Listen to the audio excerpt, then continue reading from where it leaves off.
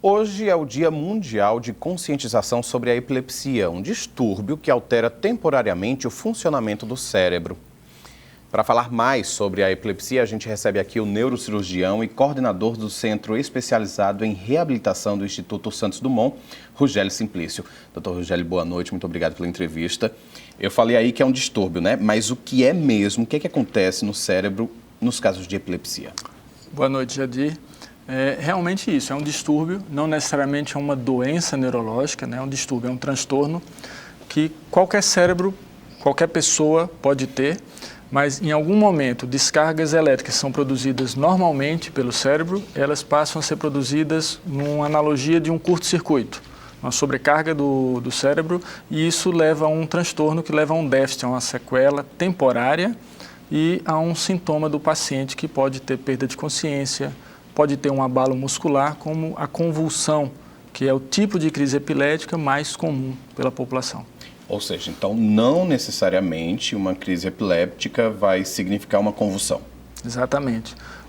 Existem vários tipos de crise epilética. A mais famosa pela população em geral e até entre os médicos é a convulsão. É aquela que a pessoa perde a consciência e tem abalos musculares, abalos motores.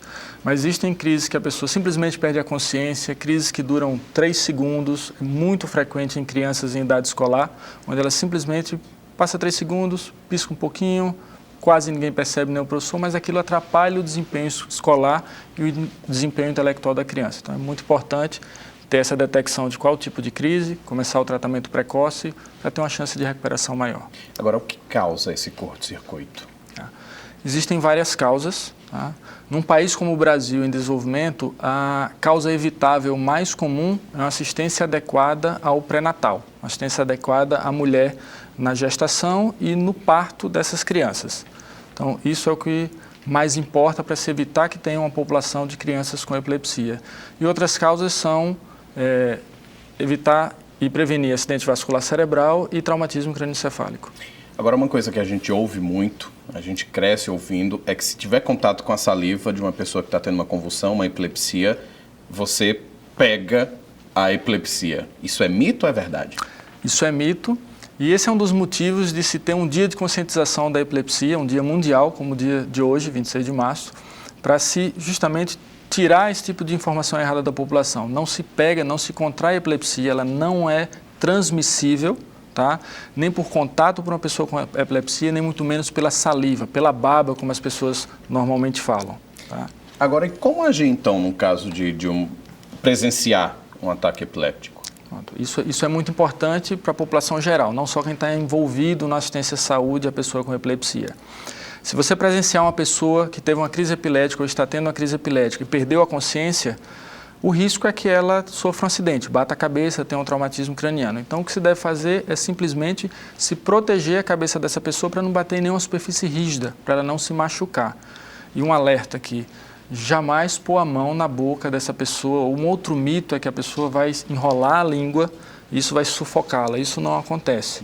Então, jamais pôr a mão, como a pessoa está inconsciente, ela pode, sem querer, morder seu dedo e aí te machucar seriamente. Proteger a cabeça. Proteger a cabeça, né?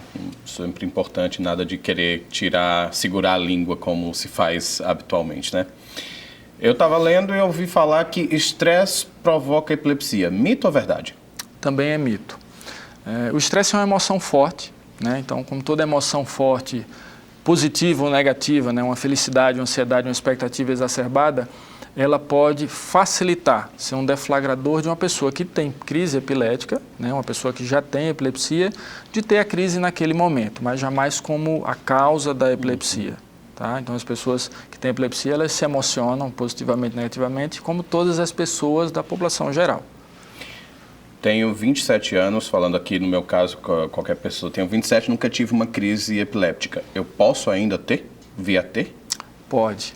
A época da vida mais comum, onde se tem maior risco de ter uma crise epilética, é na infância e sendo idoso, tá? Após os 60 anos de idade. Mas, na verdade, em qualquer fase da vida, com qualquer idade, você pode ter uma crise epilética, pode ser uma crise epilética única e ela nunca voltar a se repetir, ou você pode ter a repetição dessa crise epilética, que a repetição de crises epiléticas é o que a gente chama de epilepsia. Agora o senhor é coordenador lá do Centro Especializado em Reabilitação do Instituto Santos Dumont. Como é que funciona esse centro? Tá.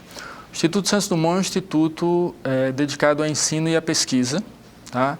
E dessa forma eles têm duas unidades, um Centro de Educação e Pesquisa em Saúde e o Instituto Internacional de Neurociências. Eles se uniram e montaram um centro de reabilitação, onde dentro desse centro de reabilitação nós montamos uma clínica de epilepsia, para diagnóstico de epilepsia e para tratamento de epilepsia. Então qualquer pessoa da região metropolitana de Natal, então isso inclui Natal, Parnamirim, Macaíba, São Gonçalo do Amarante e Extremóis, que tem epilepsia ou que tenha dúvida se tem epilepsia ou que tenha sido indicado para um centro de epilepsia especializado, pode se consultar lá.